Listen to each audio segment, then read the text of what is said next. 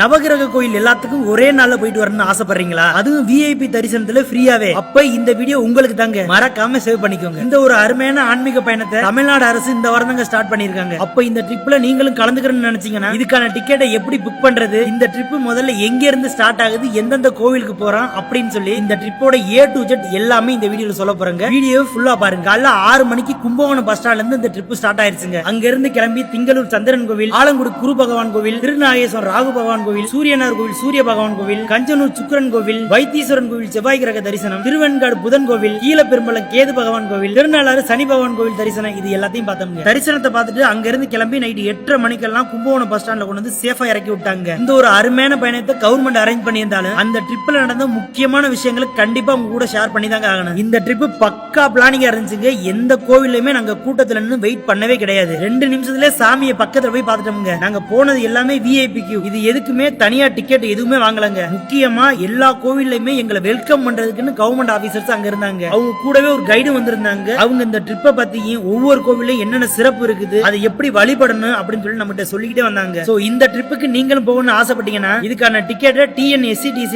ஆப்லயே book பண்ணிக்கலாங்க. Ticket price 750 ரூபா வந்துச்சு. இந்த ட்ரிப்பை ஒவ்வொரு வாரம் சனி ஞாயிறு மட்டும் தாங்க கூட்டிட்டு போறாங்க. ட்ரிப்பை பத்தி எந்த ஒரு டீடைல் உங்களுக்கு தேவைப்பட்டாலும் கான்டாக்ட் நம்பர் டிஸ்கிரிப்ஷன்ல மென்ஷன் பண்ணிக்கோங்க. மறக்காம செக் பண்ணிக்கோங்க. அதுக்கு முன்னால எக்ஸ்ப்ளோர் வித் காசியை ஃபாலோ பண்ணிக்கோங்க.